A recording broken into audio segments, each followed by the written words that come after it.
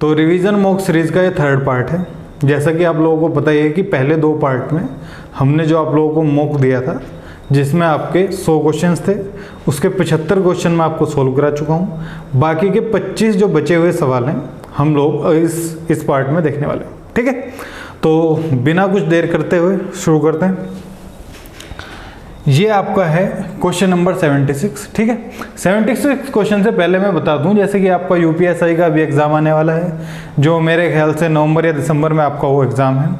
तो आप लोग जो यूपीएसआई की तैयारी कर रहे हैं, जिनका सिलेबस वगैरह कंप्लीट हो चुका है, ठीक है, चाहे आपने कहीं से भी पढ़ा हो, तो आप लोग बस एक काम कीजिएगा, आप लोग ये मॉक एक बार डाउनलोड कर लीजिएगा, जिस की जो पीडीएफ है वो आपको डिस्क्रिप्शन में दी हुई है। ठीक है, डिस्क्रिप्शन से आप क्या कीजिएगा, इसकी पीडीएफ डाउनलोड कीजिएगा। पीडीएफ डाउनलोड करने के बाद सोल्व कीजिएगा, और जो जो सॉल्यूशन आपको नहीं आए हैं वो आप वीडियो में देख के सोल्व कर सकते हैं। ठीक है, तो चलिए शुरू करते हैं। आपका जो क्वेश्चन नंबर 76 है, क्वेश्चन नंबर 76 कहता है कि सीता ने ₹5000 2 वर्षों के लिए 10% साधारण ब्याज दर पर जमा किए। तद अनुसार यदि सीता को अर्धवार्षिक आधार पर चक्रवृद्धि ब्याज मिले तो उसे अपने खाते में कितनी अधिक राशि मिल जाएगी। ठीक है, तो इस तरीके के अगर सवालों की बात करें तो हमें कहा गया है कि साधारण ब्याज पर 2 वर्षों के लिए 10%।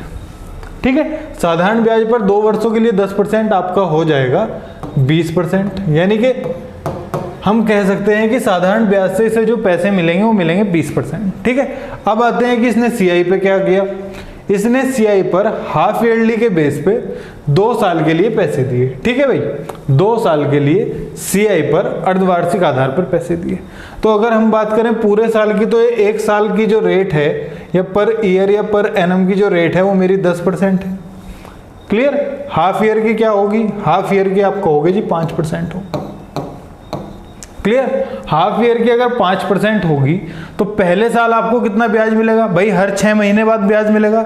सक्सेसिव से अगर मैं आपको बताऊं तो सक्सेसिव से आपको कितना ब्याज मिलेगा, आप कहोगे जी 5 प्लस के 5 प्लस 5 इंटू 5/100, यानी कि 10 प्लस 25/100 इक्वल्स टू 10.25। क्लियर, ये आपको पहले साल ब्याज मिलेगा। दूसरे साल भी आपको 10.25 मिलेगा। ठीक है भाई, पहले साल 10.5, दूसरे साल 10.5। इससे आप क्या लगा सकते हैं कि आपको जो 4 आपके 6 महीने बैठे हैं भाई, 2 साल है, 2 साल में आपके 4-6 महीने बैठेंगे। पहले साल में 10.25% मिलेगा, दूसरे साल में भी 10.25% मिलेगा, और पूरे अगर 4 का कैलकुलेट करना है तो उन दोनों पे सक्सेसिव लगा दो। ठीक है, देखिए कैसे लगाओगे आप सक्सेसिव दोनों पे। अगर मैं सक्सेसिव लगाने की बात करूं तो भैया पहले 4 की से क्या होगा, या पहले साल 10.25, दूसरे साल भी 10.25, और इस पे अगर सक्सेसिव लगाएंगे आप, सक्सेसिव की अगर मैं बात करूं तो ये हो जाएगा आपका 10.25 इंटू 10.25 अपॉन 100। ठीक है, इसकी बात करें तो ये हो गया आपका 20.50, प्लस का ये कितना हो जाएगा आपका 5 का स्क्वायर 25, और 102 इंटू 103, 102 इंटू 103 आपका हो जाएगा 3 दूनी 6, 3 दूनी 6, और भैया ये हम लोग करके दिखा देते हैं 102 103, तो ये आपका प्लस का 3 आता है, प्लस का 2 आता है, आ जाएगा आपका 3 दूनी 6, और ये भैया कितना हो जाएगा 3 दूनी 6, 3 और 2 5, यानी 100 में आप जोड़ दो 5, तो ये आपका आ जाएगा 10506। ठीक है, और इसे हम डिवाइड किससे कर रहे हैं 100, और भैया पॉइंट के बाद के कितने जीरो आएंगी 1 2 3 4, 1 2 3 4। यहाँ से अगर मैं बात करूँ तो आपकी रेट जो आएगी 20.50 प्लस ये कितने अंक के बाद दशमलव 1 2 3 4 5 6, 1 2 3 4 5 6, यानी कि 1.05, 2 अंकों तक ही लेते हैं। ठीक है, यहाँ पे अगर मैं रेट की बात करूँ तो आपकी रेट कितनी आ जाएगी, आप कहोगे जी रेट मेरी आ जाएगी 21.55। क्लियर, तो पहले जो आपकी रेट आ रही थी, जब इसने 10% से 2 सालों के लिए ब्याज लिया था तो आपकी रेट आई थी 20%। ठीक है, दूसरी जो आपकी रेट आई है वो आई है ये, बाकी मैं मिटा देता हूं। दूसरी आपकी जो रेट आई है वो आई है 21.55%। ठीक है, यहाँ से आप लोग पता कर सकते हैं कि भैया कितना फालतू है।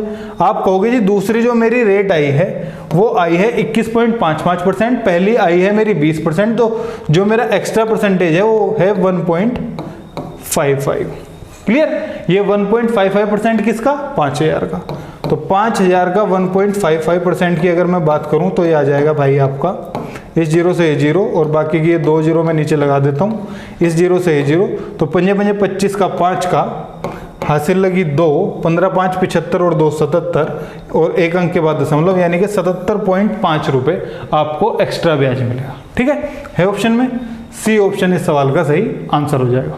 क्लियर है भाई बात? चलो नेक्स्ट सवाल की तरफ बढ़ते हैं। नेक्स्ट सवाल है आपका, एक आदमी वार्षिक दे 3% प्रतिवर्ष के ब्याज राशि उधार लेता है और तत्काल छमाही दे 5% ब्याज चक्रवृद्धि पर उधार दे देता है और इस प्रकार वर्ष के अंत में उसे 330 रुपए का लाभ होता है। उधार उसके द्वारा उधार ली गई राशि कितनी है? सेम ही टाइप का सवाल है, मैं आपको बता देता हूँ कैसे करते हैं।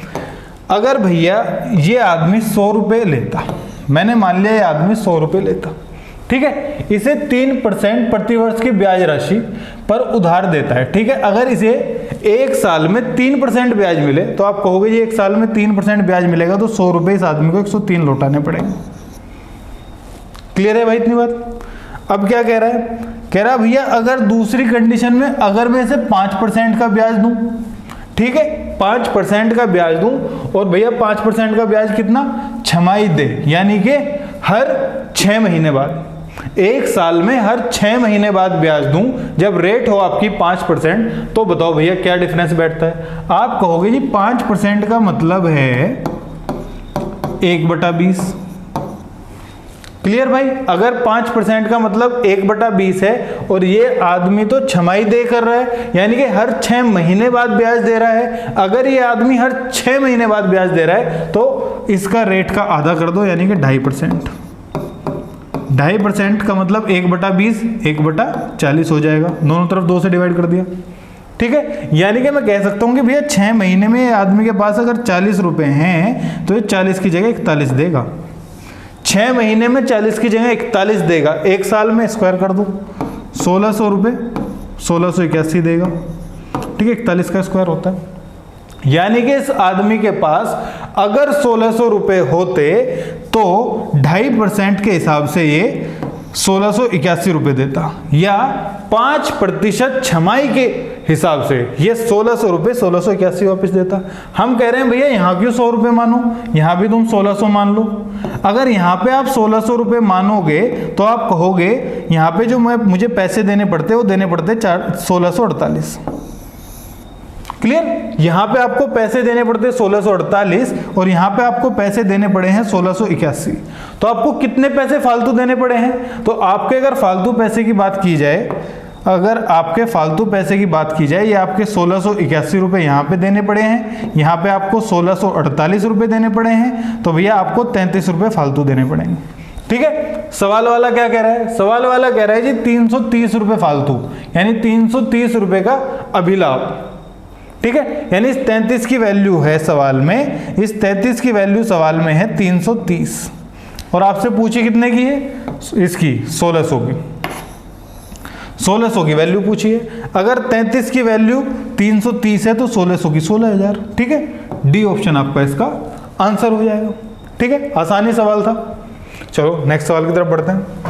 नेक्स्ट सवाल है हमारा, वर्ग ए और बी के 90 छात्रों का गणित के औसत अंक 49 है। ए में छात्रों की संख्या बी की तुलना में 25% अधिक थी और बी में छात्रों का औसत स्कोर ए में छात्रों की तुलना में 20% ज्यादा था। ए में छात्रों का औसत अंक क्या है? इस तरीके का सवाल मैं आपको बता दूं कि SSC 2018 pre, 2017 pre, 2017 mains, 18 mains, 19 mains, 19 pre, ठीक है, इसमें इस तरीके के सवाल लगातार आए, चाहे वो एसएससी का सीजीएल का पेपर हो चाहे सीपीओ का हो। ठीक है, तो इस तरीके के सवालों का आपका खास ध्यान रखना है ताकि आप लोग इन सवालों को पेपर में गलत ना करें। ठीक है, तो देखिए कैसे करते हैं हम लोग इस सवाल को सोल्व। इस सवाल को अगर सोल्व करने की बात की जाए तो इसने कहा कि भैया ए और बी में बना लेता हूं कि आपके 2 सेक्शन है, एक सेक्शन आपका ए हो गया, एक सेक्शन आपका बी हो गया। ठीक है, में छात्रों, गणित के छात्रों का औसत अंक कितना है भैया 49। ए में छात्रों की संख्या बी की तुलना में 25% अधिक, 25% यानी का 25% आपके हो जाएंगे 1/4। ठीक है, ए में छात्रों की संख्या बी की तुलना में 25% अधिक, यानी अगर बी में छात्र हैं 4 तो ए में होंगे 5, 4 पे 1 ज्यादा। क्लियर है भाई इतनी बात। अब ये कह रहा है बी में छात्रों का औसत स्कोर ए में छात्रों के औसत स्कोर से 20% ज्यादा है, यानी कि 20% होता क्या है, आप कहोगे 1/5। ठीक है, अगर 20% ज्यादा है तो मैं कहूंगा कि भैया ए में जो छात्रों का औसत स्कोर है अगर 5x है तो बी में जो छात्रों का औसत स्कोर होगा वो 1 ज्यादा 6x होगा। क्लियर है भाई इतनी बात। तो अब क्या पूछ रहा है ए में छात्रों का औसत स्कोर क्या है।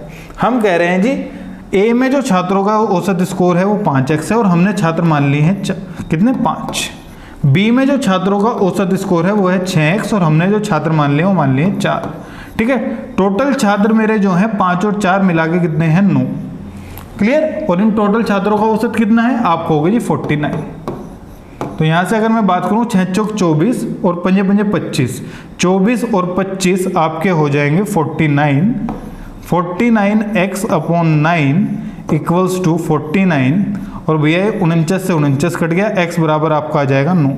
ठीक है, x बराबर आपका 9 है और ए के जो छात्रों का औसत अंक है वो है 5x, 5 9 45 आपका इस सवाल का आंसर आ जाएगा ए ऑप्शन। क्लियर है भाई इतनी बात, कर लोगे। चलो नेक्स्ट सवाल की तरफ बढ़ते हैं। नेक्स्ट सवाल है आपका 25 संख्याओं का औसत क्रम से 25 संख्याओं का औसत क्रम से 54 है। 13वीं संख्याओं का औसत, अच्छा हिंदी में मुझे लगता है ये गलत है, आप लोग इसे इंग्लिश में पढ़ो। The average of 25 number is 54. The average of the first 13 numbers and that of the last 13 number is 52.8 and 62.2 respectively. If the 13th number is excluded, then what is the average of the remaining number? ये कह रहा है कि भैया 25 संख्याओं का जो औसत है, 25 संख्याओं का औसत 54 है। ठीक है, जिसमें पहली जो 13 संख्याएं हैं उनका औसत है आपका 52.8 और बाद की जो 13 संख्याएं हैं उनका औसत है 62.2। ठीक, अब ये कह रहा है कि अगर वो जो 13वीं जो संख्या है, ठीक, अगर वो 13वीं संख्या में इस सीरीज में से हटा दूं तो बाकी जो बची हुई संख्याएं हैं उनका औसत क्या होगा, ये पूछ रहे हैं। तो देखिए कैसे सोल्व करेंगे। सबसे पहले तो मैं क्या करता हूं, सबसे पहले मैं जो वो 13वीं संख्या है वो निकाल लेता हूं। कैसे निकालते हैं, इसने कहा जी 25 संख्याओं का जो औसत है वो है 54। आपकी जो स्टार्टिंग की 13 हैं उनका जो औसत है वो है 52.8। बाकी की जो 13 हैं बाद की उनका है 62.2। यहाँ से अगर बात करी जाए ये कितना कम है, ये कम है 54 से। क्लियर, कितना कम है, आप कहोगे जी ये जो कम है 0.2 8 और 2 10 की 0 2 1 3 और 1 4, 1.2 ये कम है। ठीक है, 1.2 कम है, कितनी संख्या होगा कम है, 13 संख्या होगा। यहाँ से अगर बात करें ये यहाँ पे ज्यादा है, कितना ज्यादा है, आप कहोगे जी ये ज्यादा है 8.2। क्लियर, और ये 8.2 कितनी संख्याओं का ज्यादा है, आप कहोगे जी 13 संख्याओं का ज्यादा है। ठीक है, यहां से अगर बात करें ओवरऑल सम में क्या अंतर है, आप कहोगे जी ओवरऑल जो सम है वो कितना है 13। ये प्लस का ये माइनस का 13 मैंने कॉमन ले लिया इंटू 7 आएगा क्योंकि प्लस का ज्यादा है प्लस का। ठीक है, यानी कि वो जो 13वीं संख्या है वो 54 के साथ साथ इतनी ज्यादा है। ठीक है भाई, 54 तो क्योंकि एवरेज है वो तो होना ही चाहिए, उसके अलावा जो फालतू है कौन है, वो 13वीं संख्या। अब ये क्या कह रहा है कि जी वो जो 13वीं संख्या है वो हटा दो, 13वीं संख्या जो है वो हटा दो और बाकी बची हुई संख्या का औसत बताओ। ठीक है, तो यहां से अगर मैं कहूं कि भैया अगर आप 13वीं संख्या हटा रहे हो तो 13वीं संख्या अगर वो 54 ही होती, अगर वो 13वीं संख्या 54 ही होती तो एवरेज में कोई फर्क ना पड़ता। ठीक, क्योंकि 54 के साथ ये 13 7 91 जो है ये एक्स्ट्रा है, ये 91 वो अपने साथ एक्स्ट्रा लेके चल रही है। तो हम क्या करेंगे, 91 उस औसत पे क्या प्रभाव डालेगा। ठीक है, यानी सम पे कितने का अंतर, 91 का, और संख्या 24। भाई एक तो एक्सक्लूड ही कर दी, 25 में से एक हटा दी तो बाकी जो 24 बची उनके हिस्से में से क्या क्या कमी आएगी वो हम लोग निकाल लेते हैं। तो 24 और 91 को अगर मैं भाग लगाऊं तो यहाँ से आप कहोगे जी हो गया आपका 24 एक हम 24, 24 दूनी 48, 24 तिया 72 और 24 चौका 96, 24 तिया 72 पे आपका काम बन जाएगा। ठीक है, 24 तिया 72, 19 ये हो गया, पॉइंट लगा लो 190 और 24 सत्ते 190 है ये, तो 24 सत्ते 168।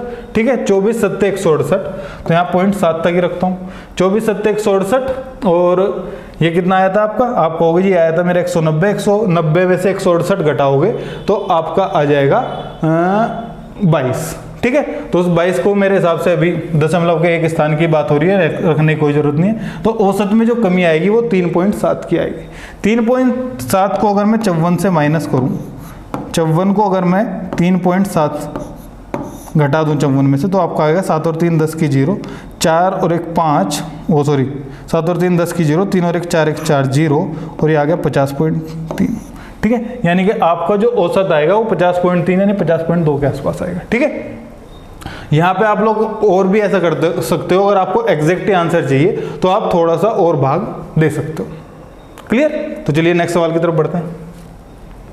नेक्स्ट सवाल है आपका 13 संख्याओं का औसत 47 है, पहली 13 संख्याओं का औसत 39 है और आगे की 7 संख्याओं का औसत 49 है।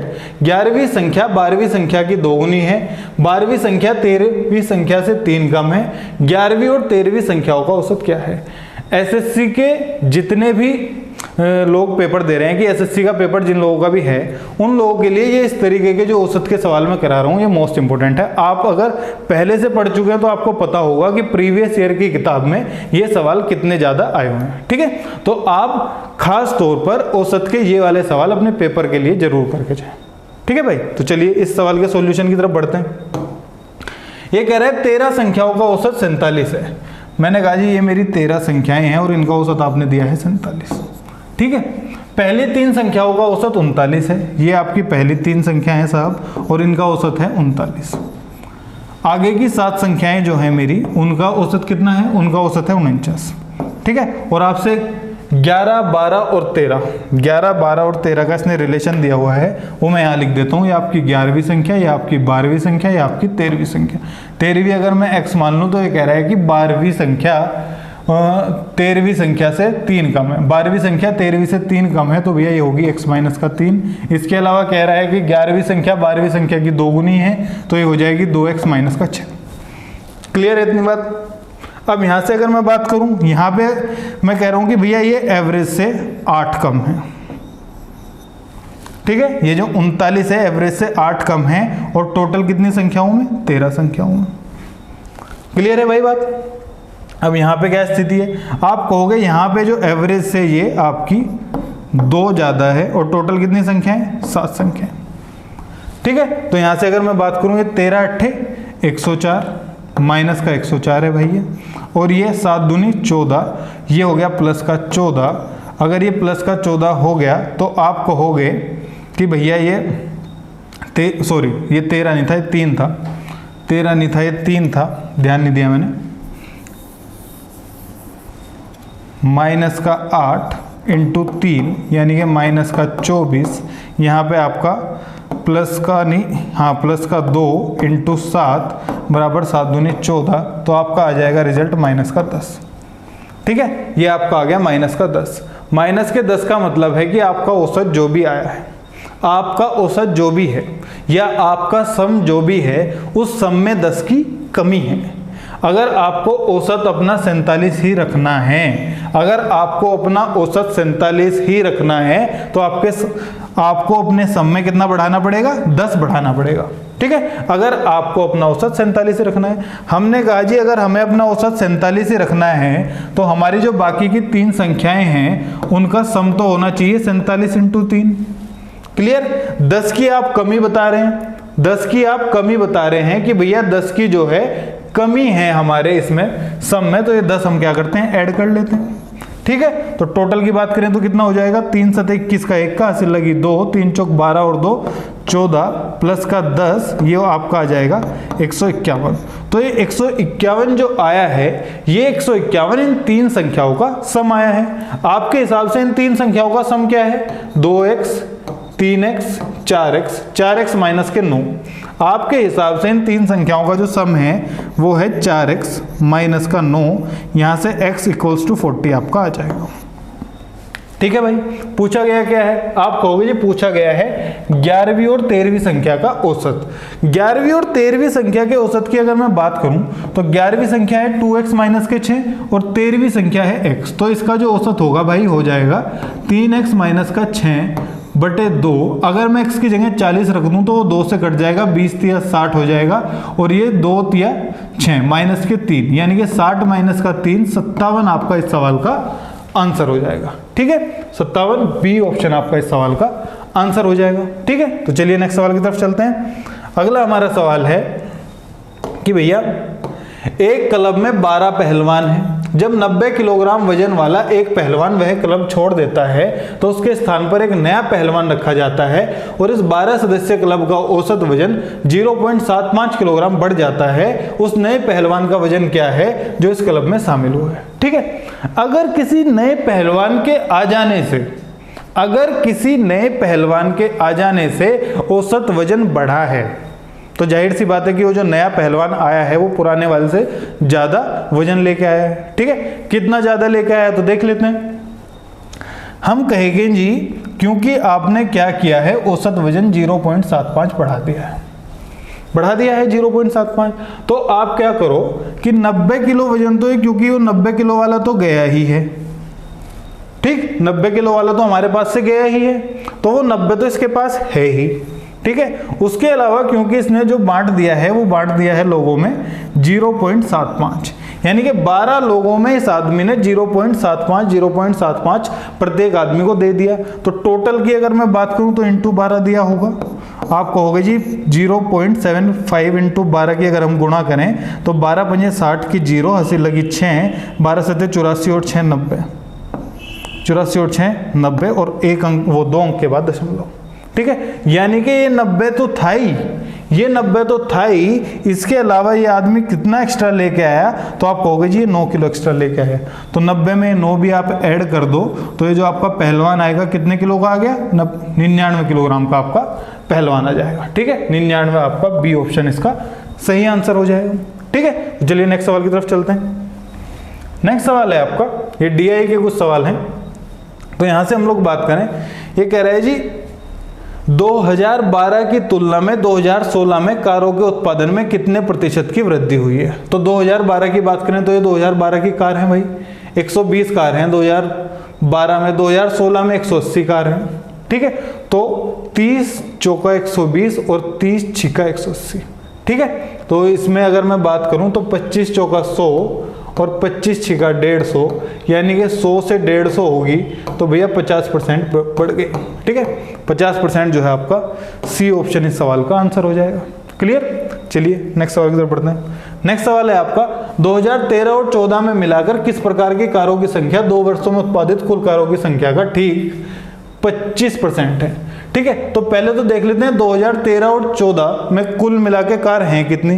तो ये आपकी 13 की लाइन है और ये आपकी 14 की लाइन है। 17 और 13 हो गया 30, यानी कि 300 का 25% आपका हो जाएगा 75।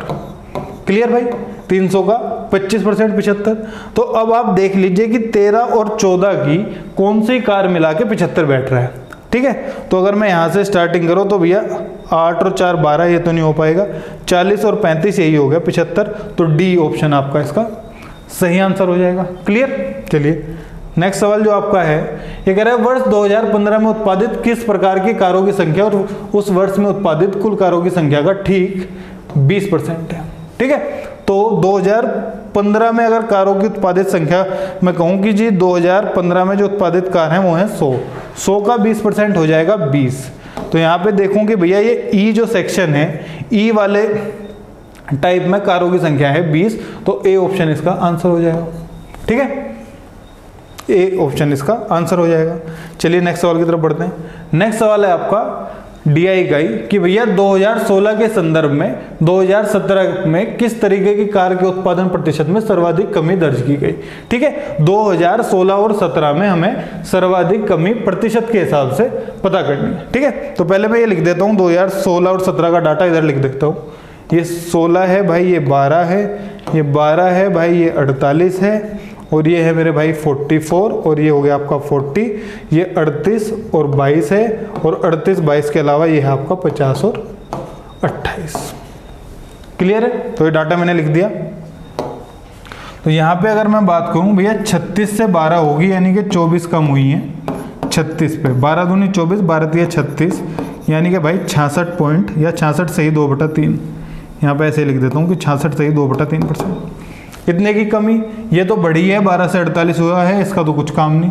ये कितना कम हुआ है आप कहोगे जी, ये 4 कम हुई है 44 पे, तो 1/11 यानी कि 9.09, इसका भी कुछ काम नहीं, ये भी नहीं होगा। यहाँ पे अगर बात करें तो भैया यहाँ पे 16 कम हुई है 38 पे, 16 कम हुई है 38 पे, यानी कि भैया 8 कम हुई है 19 पे, 8 कम हुई है 19 पे, तो कितना 800/19, और 19 से कम 19, 19 चिक्का, ये तो बहुत ज़्यादा बढ़ रखा है मेरे हिसाब से, ये भी आंसर नहीं होगा।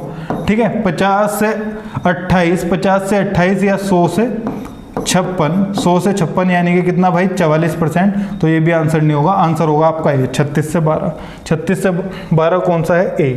ए कहाँ है ऑप्शन में? सी ऑप्शन आपका इसका आंसर हो जाएगा। क्लियर? चलिए नेक्स्ट सवाल की तरफ बढ़ता हूँ। नेक्स्ट सवाल भी आपका DI का ही सवाल है। अब DI के जो सवाल हैं 86 से 89 वाले सवाल हम लोग देखेंगे। ठीक है, तो देखिए क्या है आपका 86 सवाल। 86 सवाल है आपका, 2019 में A और D वस्तुओं पर व्यय की गई कुल राशियों का अनुपात क्या है। ठीक है, तो आपका जो सवाल नंबर 86 है, कहता है जी 2019 में A और D पर व्यय की गई कुल राशि। तो ये आपका A है, ये आपका D है, ये आपका 2019 का जो है भाई रेट है। ठीक है, तो अगर इसमें मैं अनुपात बताऊं तो ये हो जाएगा 15 × 80 अनुपात 40 × 85। तो ये 40 दूनी 80, 7 हो 5 दिए 15, और 17 5 85, 3 दूनी 6 रेशो 17। सी ऑप्शन आपका इसका आंसर हो जाएगा। क्लियर है भाई इतनी बात?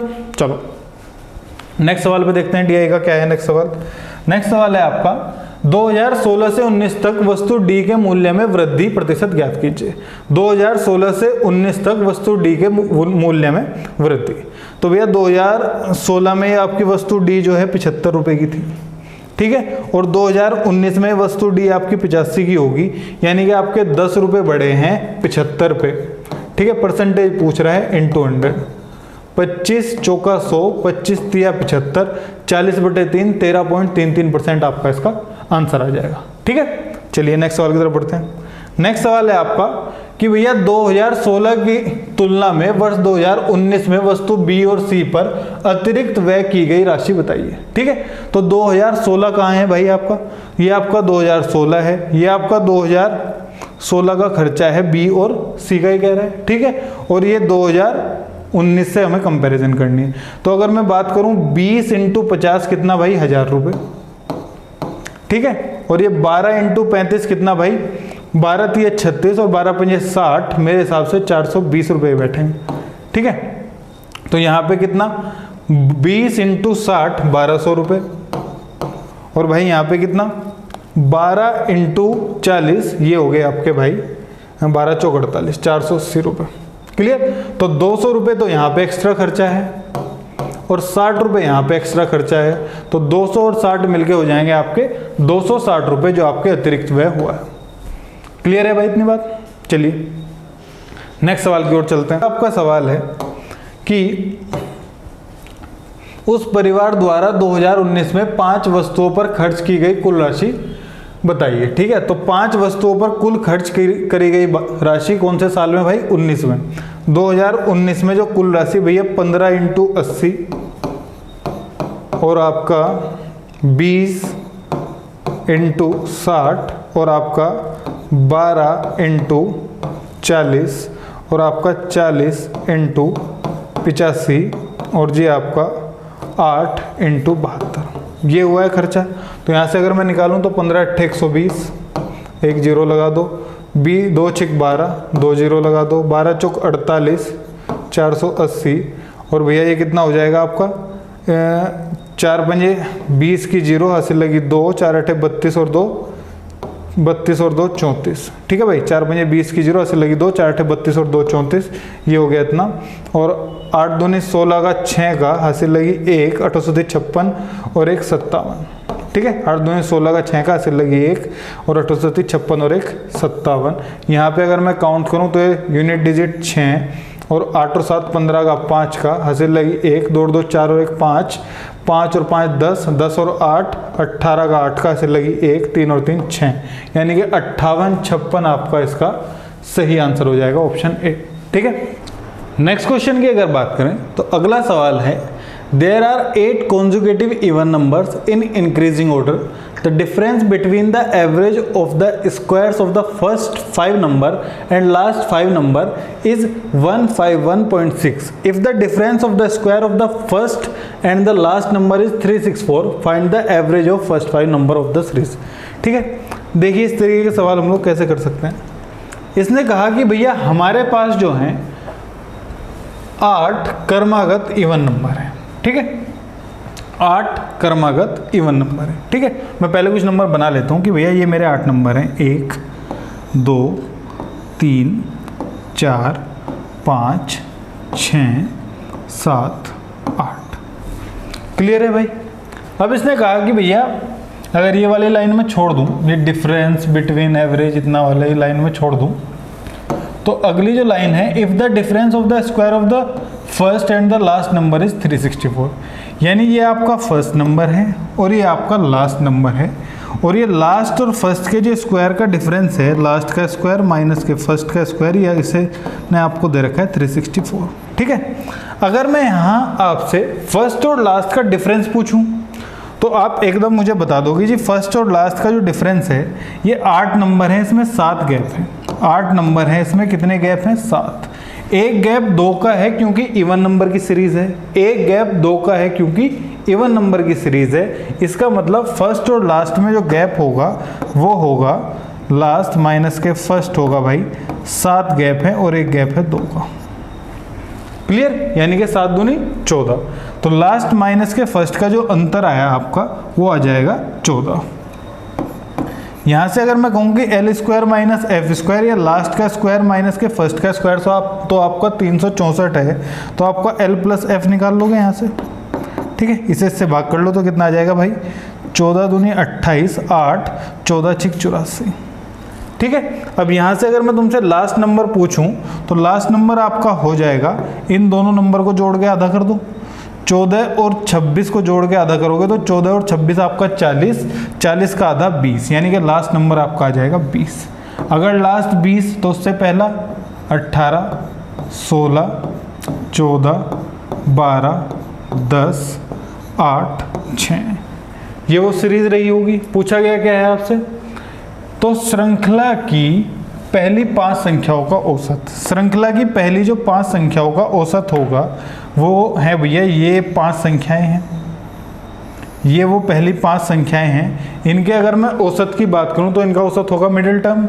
मिडिल टर्म क्या है? 10। तो 10 ही इस सवाल का आंसर हो जाएगा। क्लियर है? चलो नेक्स्ट सवाल की तरफ बढ़ते हैं। नेक्स्ट सवाल है आपका 33 संख्याओं का औसत। 33 संख्याओं का औसत 74 है। पहली 17 संख्याओं का औसत 72.8 है और अंतिम 17 संख्याओं का औसत 77.2 है। यदि 17वीं संख्या को निकाल दिया जाए तो शेष संख्याओं का औसत क्या होगा? ऐसा एक सवाल मैं पहले भी करा चुका, अब दोबारा से बता रहा हूँ। ठीक है, तो यहाँ पे कह रहे हैं जी जो आपकी 33 संख्याएं हैं उनका औसत है आपका 74। ठीक है, सबसे पहले तो हम लोग क्या करेंगे, वो 17वीं संख्या निकाल लेंगे, फिर उसे हटा देंगे। तो 17वीं संख्या की अगर बात करें तो भैया इसने कहा 33 संख्याओं का औसत है 74, और भैया अगली जो 17 संख्याएं हैं यानी पहली जो 17 संख्याएं हैं इनका औसत है जी आपका 72.8। क्लियर, और अंतिम 17 संख्याओं का जो औसत है वो है 77.2। ठीक है, तो यहाँ से अगर मैं औसत से इसकी कंपैरिजन करूँ तो भैया ये कितना कम है? आप कहोगे कम है आपका 0.21। ठीक है। 1.2 कम है, कितनी संख्या होगा? 17 संख्या होगा। ये जो 17 संख्या होगा कितना ज़्यादा है? तो ये है भैया 3.2 ज़्यादा, ठीक है। ओवरऑल अगर मैं बात करूं तो 17 संख्या होगा, 17 संख्याओं का ये प्लस का 3.2 है, ये माइनस का 1.2 है, तो प्लस का आएगा कितना? प्लस का 2, ठीक है भाई। प्लस का 3 में से 1 गया 2, ज़्यादा है 17 संख्याओं का। यानी जो भी औसत है या जो भी वो लास्ट की संख्या है, उस लास्ट की संख्या में 74 तो होना ही चाहिए। 74 के अलावा जो फालतू है वो है ये 34। क्लियर है भाई इतनी बात? 74 के अलावा जो फालतू है वही 34 है। अगर अब मैं बात करूं कि वो लास्ट की संख्या जो हटानी है, अगर वो लास्ट की संख्या 74 ही होती तो औसत पे कोई फर्क ना पड़ता, ठीक है। लेकिन लास्ट की संख्या तो 74 से इतना ज़्यादा है, 17 दूनी 34 ज़्यादा है, तो जो भी फर्क पैदा करेगा ये 34 पैदा करेगा। ये 34 पैदा करेगा वो फर्क कितनी संख्याओं पे? 33 नंबर से हटा दिए एक तो 32 नंबर पे फर्क पैदा करेगा। तो यहाँ से इसके आंसर की अगर बात की जाए तो भैया ये हो गया 17 दूनी 34 और ये हो गया 16 दूनी 32। 16 से अगर आप इसे भाग करोगे तो ये भैया 16 एकम 16, 1 पॉइंट लगाओ 0, फिर भी नहीं आता तो एक और 0, 16 चिकम 96, ठीक है। एक स्थान तक ये देखते हैं, करेक्ट टू 1 डेसिमल प्लेस, तो भैया ये आ गया आपका 1.6 आप 74 में से अगर माइनस करो, 74 में से अगर आप 1.6 माइनस करो तो आपका आ गया है 0.4, 6 और 4 10, 1 और 1 2, और भैया 72.4 की अगर मैं बात करूं तो 72 पॉइंट के तो नज़दीक एक ही आंसर मुझे लग रहा है, ये 72.9 लगा दो, ठीक है। अगर इसे आगे फर्दर सोल्व करेंगे तो और करेक्ट तक पहुँच पाएंगे, ठीक है। अगर इसे फर्दर सोल्व करेंगे तो और करेक्ट आंसर तक पहुंच पाएंगे, 1.61 हो जाएगा, ठीक है। तो यहाँ से अगर आप लोग ये करोगे तो भैया ये आ जाएगा आपका 9 और 1 10, 6 और 1 7, 7 और 3 10, ठीक है। तो ये 72.3, इसका मतलब इस सवाल का जो आंसर है वो ए ऑप्शन आंसर हो जाएगा 72.9। क्लियर? चलो नेक्स्ट सवाल की तरफ बढ़ते हैं। नेक्स्ट सवाल है आपका, एक समूह में 120 विद्यार्थियों की औसत आयु 13.56 वर्ष है। विद्यार्थियों की संख्या का 35% लड़कियों की ओर से संख्याओं की लड़कियों की औसत आयु का अनुपात 6:5 है, तो लड़कियों की औसत आयु में क्या है, ठीक है।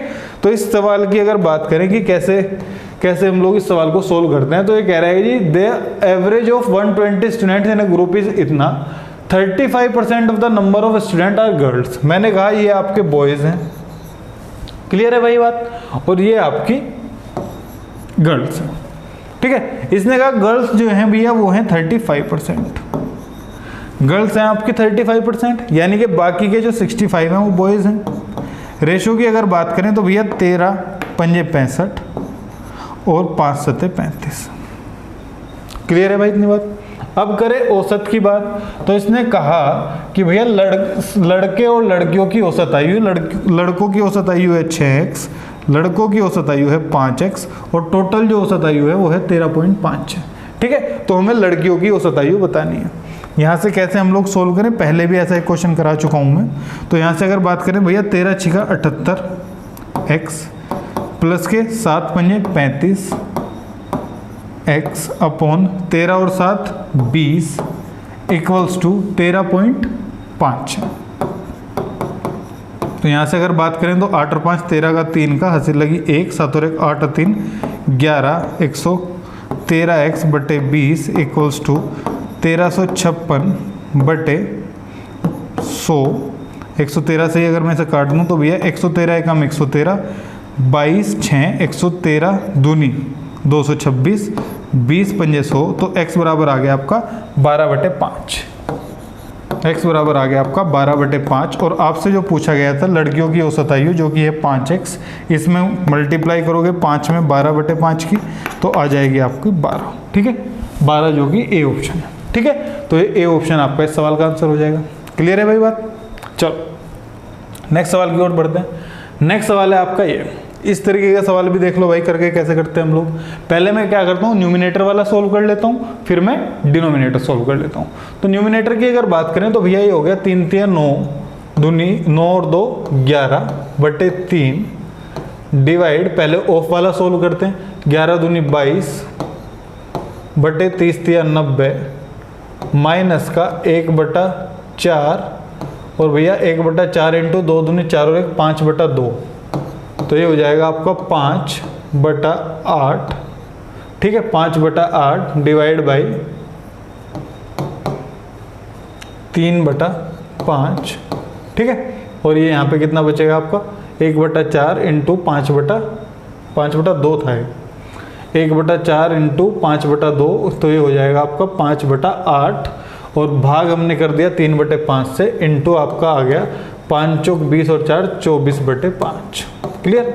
यहाँ से अगर इसे सोल्व करने की बात करें तो भैया मैं क्या करता हूँ, पहले तो इसे उल्टा कर लेता हूँ, 11/3 इंटू 90/22 माइनस का 5/8 इंटू 5/3 इंटू 24/5। यहाँ से अगर मैं बात करूँ तो भैया ये 11/22 था, 11 दूनी 22 और ये 3 से काट लिया 30 और 30/2 हो गया आपका 15 माइनस 8 थे 24 से 24 कट गया, 5 से 5 कट गया, ये माइनस का 5, तो न्यूमिनेटर की जो वैल्यू आई वो आ गई आपकी 10।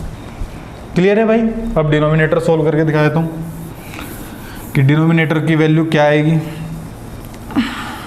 यहाँ से अगर मैं डिनोमिनेटर की बात करूँ तो भैया डिनोमिनेटर जो आपका हो जाएगा ये 2/5 और 7 सही 1/2, यानी कि 2/5 इंटू 7 दूनी 14 और 1 15/2, 2/5 इंटू 15/2। क्लियर।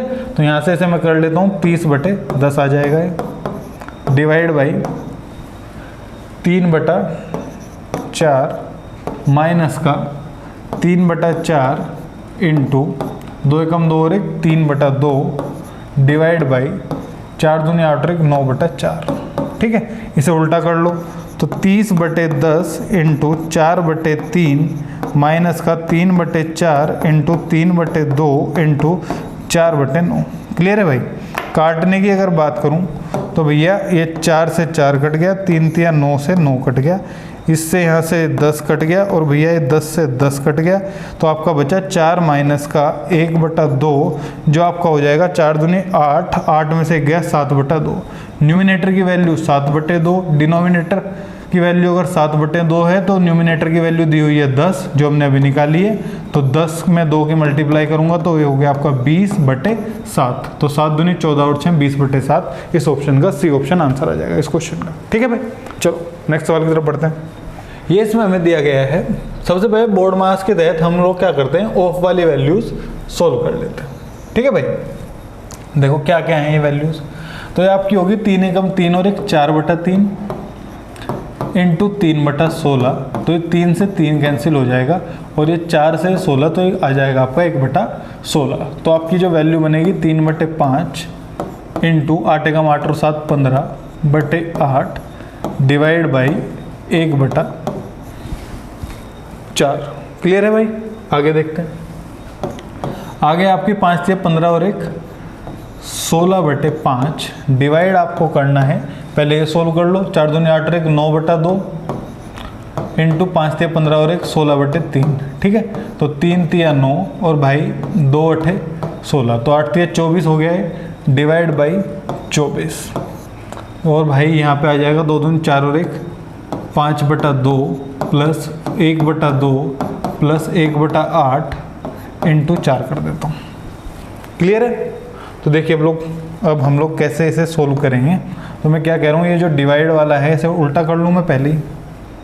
डिवाइड वाला है इसे अगर मैं उल्टा करूँ तो इंटू 4 हो गया, 4 दूनी 8 आ गया भाई, 5 तिया आ गया 15। ठीक है, तो ये आ गया आपका 3 तिया 9/2 माइनस, अगर ये डिवाइड वाला यहाँ पे भी उल्टा करोगे तो क्या आएगा, इंटू 1/24, 4 चौक 16, 4 पंजे 4 चौक 16, 4 छिक 24, और भाई इस 5 से 5 कट जाएगा, 2 से ये कट जाएगा, 2 दूनी 4 और 2 से ये कट गया 6, तो ये हो गया आपका माइनस का 1/3 प्लस का 1/2 प्लस का 1/2, 1/2 और 1/2 जोड़ेंगे तो 1 आ जाएगा। और यहाँ से अगर मैं बात करूँ 1/2 1 आ गया, इसमें से 1/3 घटाओगे तो आपका आ जाएगा 2/3। ठीक है, तो मैं डायरेक्ट लिख रहा हूँ कि ये 9/2 माइनस का 2/3। अब इसकी बात करें तो भैया ये आ गया आपका 27 माइनस का 4 बटे 6, यानी कि 27 9 तिया 27, 2 दूनी 4, 27 में से 4 घटाओगे, ठीक है, और ये आपका प्लस का आएगा, 1 प्लस का आएगा, 27 और 4 31 बटे 6, ठीक है, 27 और 4 31 बटे 6 आएगा। और 31 बटे 6 की अगर बात करें तो सी ऑप्शन आपका इस सवाल का आंसर हो जाएगा। 6 पे 30 और 1 31 बटे 6, ठीक है। चलो नेक्स्ट सवाल की तरफ बढ़ते हैं। नेक्स्ट सवाल है आपका ये, ठीक है, ये सवाल आपका एसएससी सीपीओ के पेपर में है, ठीक है। तो देखिए कैसे करते हैं हम लोग इस तरीके के सवालों को। इसमें अगर मैं बात करूं कि पॉइंट कितने अंकों के बाद है, तो नीचे की बात करूंगा तो भाई 1 2 3 4 5 6, क्लियर। यहाँ पे 1 2 3 4 5 6, ठीक है, इसका तो कोई काम ही नहीं रहा, ठीक है। यानी नीचे डिनोमिनेटर में आपका पॉइंट जो है 6 अंकों के बाद है। न्यूमिनेटर में चेक करो, न्यूमिनेटर में यहाँ पे 6 है, यहाँ पे 6 है, यहाँ पे 1 2 3 4 5, यहाँ पे कितने अंकों के बाद है, 5 अंकों के बाद। तो यहाँ पे भी आप क्या करो, 6 बना लो। जैसे ही आप यहाँ पे 6 बना लोगे तो इस जो पॉइंट की जो वैल्यू है वो खत्म हो जाएगी, ठीक है, कि भैया ऊपर जितने पॉइंट है नीचे भी उतने ही पॉइंट है, तो पॉइंट से पॉइंट कैंसिल हो गया, तो उसकी वैल्यू होगी खत्म। उसके बाद आप क्या करो कि इसे 325 को हम लोग कुछ भी मान सकते हैं, तो 325 को आप ए मान लो, और ये जो आपका 175 है इसे मान लो आप बी। क्लियर है भाई। अब देखो कैसे होगा सवाल। यहाँ पे आपका बनेगा ए का स्क्वायर, यहाँ पे आपका बनेगा बी का स्क्वायर, यहाँ पे आपका बनेगा 2ab, ठीक। यहाँ पे a और a ये a स्क्वायर माइनस b और b ये 25 7 175 होता है b स्क्वायर। क्लियर। तो सवाल की अगर मैं बात करूं, क्या सवाल आपका बन गया, ऊपर बन गया आपका a माइनस बी का होल स्क्वायर, ठीक है, a square plus b square minus के 2ab। क्लियर। नीचे आपका बन गया a square minus b square. ये आपका पूरा सवाल बन चुका है, ठीक। अब इसे अगर सोल्व करने की बात की जाए कि कैसे हम लोग इसे सोल्व करेंगे, तो भैया नीचे आपको पता है a minus b a plus b आएगा, एक a माइनस बी कैंसिल हो गया तो ऊपर बच गया एक a माइनस बी, नीचे बन गया a प्लस बी, ठीक है। a माइनस बी की अगर मैं बात करूं तो a माइनस बी, a क्या है आपका, आप कहोगे जी a है मेरा 325 और b है मेरा 175। नीचे a है आपका 325 प्लस b है आपका 175। तो यहाँ से अगर बात की जाए तो क्या आ जाएगा भाई, 5 और 5 10 की 0, 7 और 2 9 और 1 10 की 0, ठीक है, और 3 और 1 4 और 1 5, सॉरी माइनस करना था, मैंने ऐड कर दिया। माइनस की बात की जाए तो भैया ये 0 हो गया, ये हो गया आपका 15, और यहाँ पे अगर प्लस किया जाए तो भैया ये हो गया 32 और 17 49 और 1 50, ठीक है भाई। इससे ये कट गया तो भैया 5 तिया 15 और 5 दाई 10, यानी जो आपकी वैल्यू आई है, आपकी वैल्यू आई है 3/10। क्लियर। ऑप्शन में अगर मैं चेक करूं तो पहले ऑप्शन की अगर मैं बात करूं तो पहला ऑप्शन है आपका 25/100 और भैया 35/100, ठीक है। उसका भी अगर बेस 100 करोगे तो आपका आ जाएगा 30/100, ठीक है। क्लियर। तो 30/100 तो इन्हीं दोनों के कहीं बीच में आएगा, ठीक है।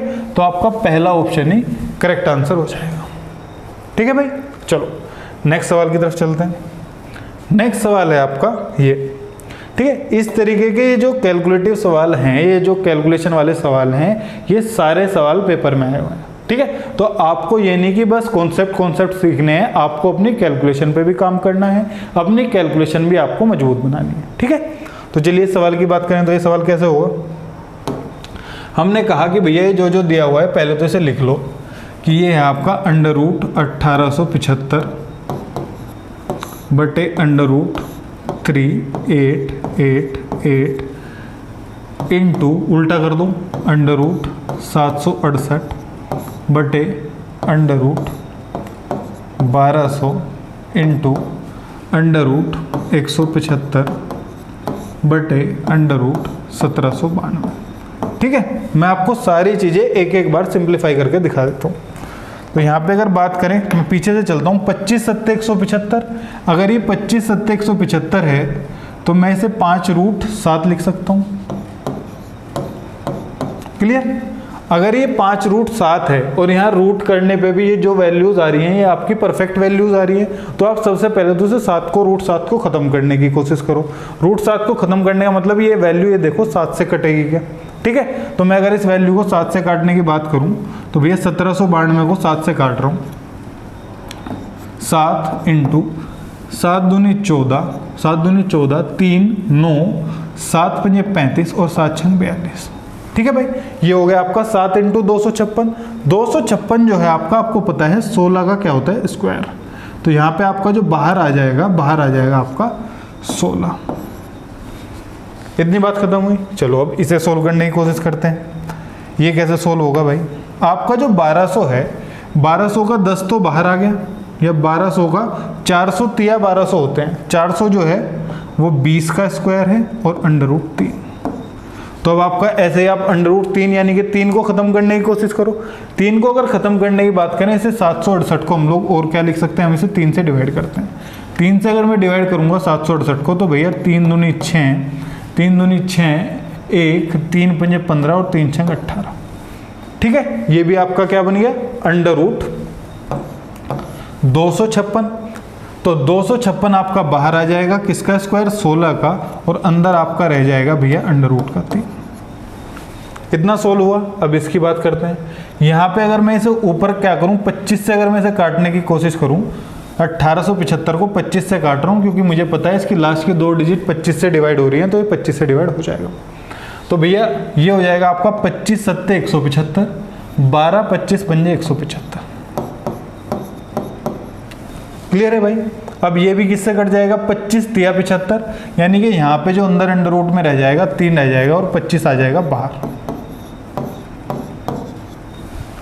क्लियर।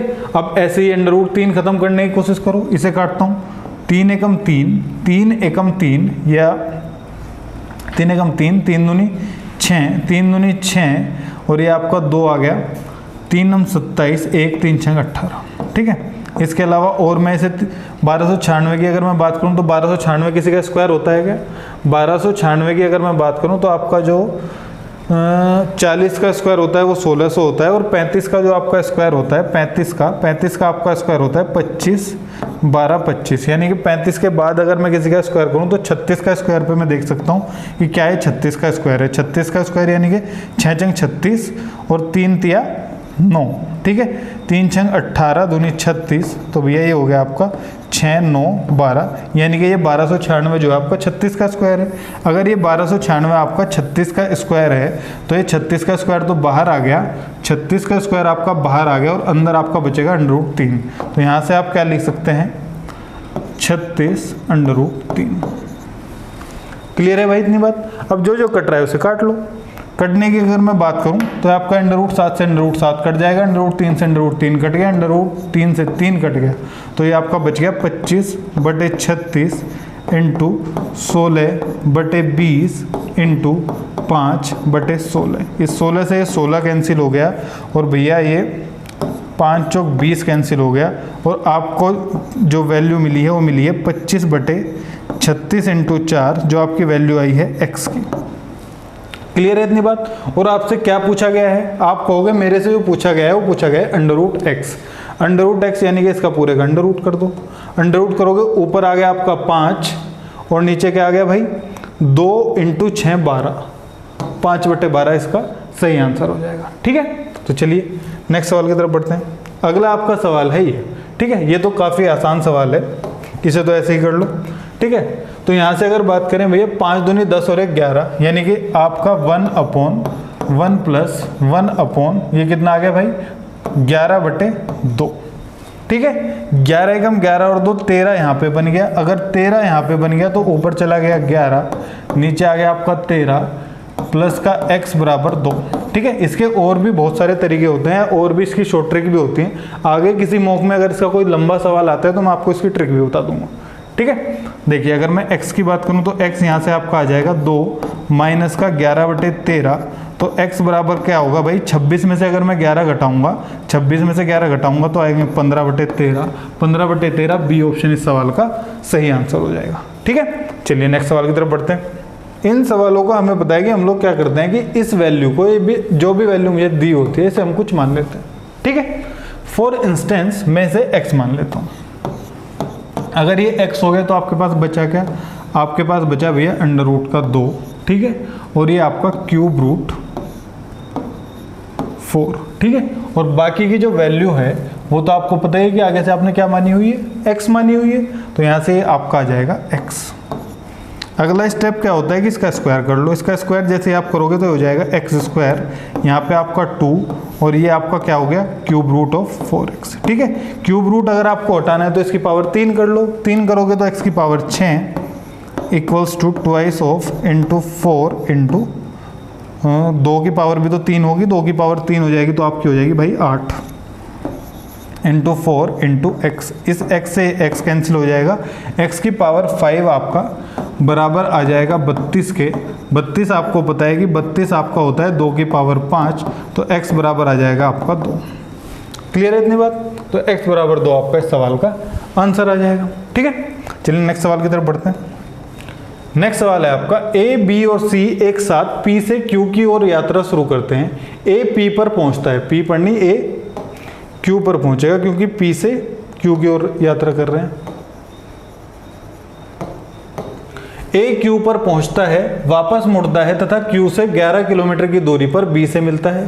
B Q पर पहुंचता है और वापस मुड़ता है और Q से 9 किलोमीटर की दूरी पर C से मिलता है। A और C की गति का अनुपात इतना है, P और Q के बीच की दूरी बताओ, ठीक है।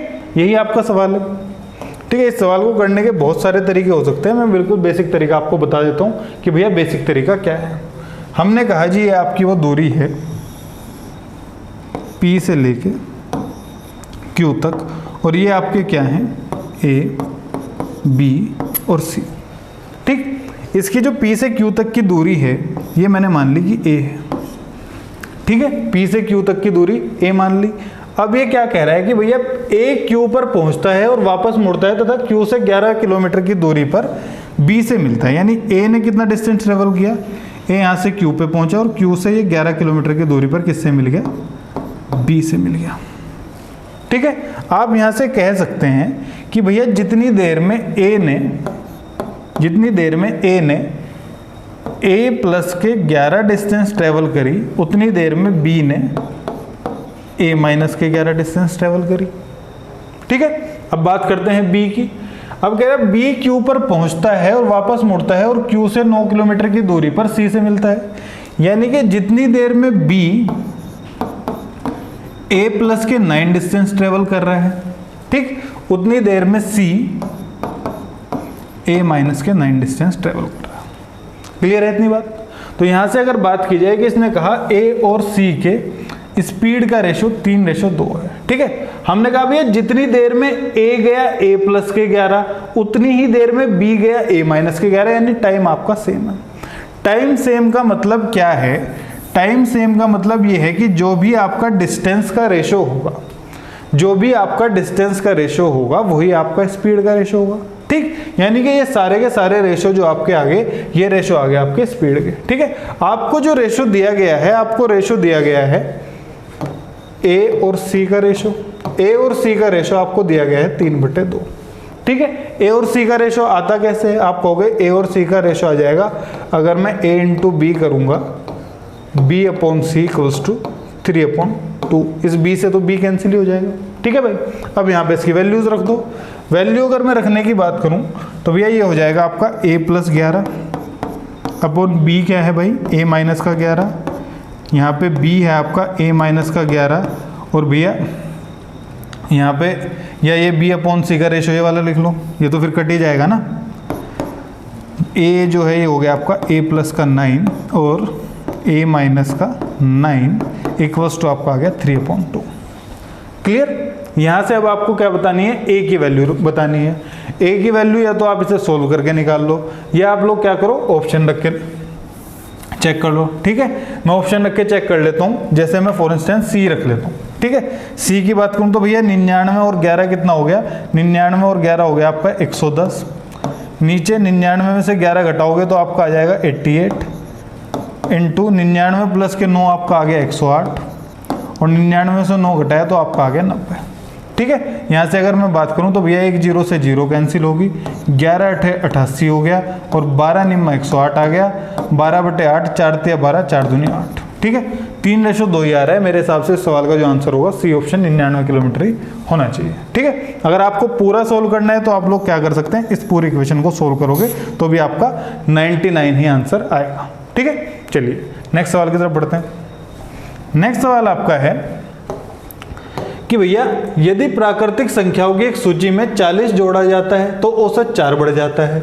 जब नई सूची में 30 जोड़ा जाता है तो नई सूची की संख्याओं का औसत 1 बढ़ जाता है। वास्तविक सूची में कितनी संख्याएं थी, ठीक है। आपको पता है एवरेज के लगभग जितने सवाल हैं उनमें सब में मैं एलिगेशन लगा सकता हूँ, या आप लोग भी उसमें एलिगेशन लगा सकते हैं। तो एलिगेशन मेथड से इसे सोल्व करके दिखा देता हूँ। जैसे अगर मैं बात करूँ कि स्टार्टिंग में जो संख्याएं थी मैंने मान ली y, ठीक है। इन y संख्याओं का कह रहा है भैया क्या है, कुछ औसत है। मैंने कहा वो औसत मैंने मान लिया भाई a है, ठीक है। अब इसमें एक संख्या और आई, जो संख्या क्या है 40, तो औसत कितना बढ़ गया, 4 बढ़ गया, तो औसत हो गया भाई आपका 1/4, सॉरी a+4, ठीक। यहाँ से अगर बात की जाए डिफरेंस की तो आप कहोगे डिफरेंस ये तो आ गया आपका 4 का, और ये कितना हो गया 40 में से घटाओगे तो 36 माइनस का a। क्लियर है इतनी बात। दूसरी अगर बात की करें, जब नई सूची में 30 जोड़ा जाता है, हमने कहा पहले हमारे पास जो संख्याएं थी, पहले हमारे पास संख्याएं थी y, उनका एवरेज था a। क्लियर। नई सूची का मतलब क्या है कि एक संख्या तो ये 40, ठीक है, और एक संख्या है 30। ये दो संख्याएं नहीं आई। 40 और 30 का अगर एवरेज मैं बात करूं तो 40 और 30 का जो एवरेज होता है वो होता है 35, यानी कि इन दोनों नई संख्याओं का जो एवरेज है वो 35 है। क्लियर। और इससे क्या हो गया, इससे क्या हुआ, तो नई सूची की संख्याओं का औसत 1 बढ़ जाता है, ठीक है। औसत 1 बढ़ने का मतलब क्या है कि भैया पहले क्या औसत था, पहले औसत था a+4। क्लियर। अब औसत क्या हो जाएगा, a+5, ठीक है। इतनी बात क्लियर। यहां से अगर मैं डिफरेंस की बात करूं तो भैया ये आपका डिफरेंस कितना आ जाएगा 5, और ये आपका डिफरेंस कितना आ जाएगा 30 माइनस का a, ठीक है। एलिगेशन में आपको पता है कि आपका जो ये ऊपर वाला रेशो होता है और ये जो नीचे वाला रेशो होता है ये होता है बराबर, ठीक है। तो यहाँ से अगर मैं बात करूँ, ये इसका 4 गुना है तो ये भी इसका 4 गुना होगा, तो मैं कह सकता हूँ कि ये जो आपका 36 माइनस का a आया है ये बराबर होगा भैया आपका 4y के। क्लियर। यहाँ से मैं कह सकता हूँ कि ये 2 की वैल्यू अगर 5 है यानी कि 2.5 गुना हुआ है, ठीक। तो ये भी इसका 2.5 गुना होगा, यानी इसकी वैल्यू किसके बराबर होगी, 2.5y के। यानी मैं कह सकता हूँ कि भैया 30 माइनस का a बराबर हो गया आपको 2.5y के बराबर। क्लियर। आपको किसकी वैल्यू बतानी है, वास्तविक सूची में कितनी संख्याएं, आपने जो वास्तविक सूची में संख्याएं मानी थी वो मानी थी y, ठीक है। यानी अगर मैंने आपको y की वैल्यू बता दी तो y की वैल्यू आपका इस सवाल का आंसर होगा, ठीक है। आपको पता है कि यहाँ से आप आसानी से y की वैल्यू निकाल सकते हैं। आपका क्या करो, पहली इक्वेशन में से दूसरी माइनस कर दो, ये आपका बच गया 6 बराबर 1.5y, और y बराबर आपका आ जाएगा 15 चौका 60 4, ठीक है। ए ऑप्शन इस सवाल का सही आंसर होगा, ठीक है। तो अभी आपने देख लिया पूरे मॉक का सॉल्यूशन, आपको पता चल गया कि जो जो आपके सवाल गलत थे या जो जो आपके सही थे आपने सब चेक कर लिए होंगे, ठीक है। अगली बार हम क्या करेंगे कि जैसे अभी आपको बताया कि एसएससी सीजीएल की आंसर की आ चुकी है, हम लोग क्या करते हैं उसके जो प्री के जो पेपर आए हैं 13 अगस्त से लगा के 24 तारीख तक, अब हम लोग सब उन्हीं पेपर की जो है प्रैक्टिस करेंगे, ठीक है। आपको पता है कि आने वाले जितने भी एग्जाम हैं उन एग्जाम्स के लिए वो पेपर बहुत ही इंपॉर्टेंट हैं। तो अगली बार जब मैं आपसे मिलूंगा तब आपको 13 अगस्त के सॉल्यूशन के साथ मिलूंगा, ठीक है। तब तक के लिए धन्यवाद।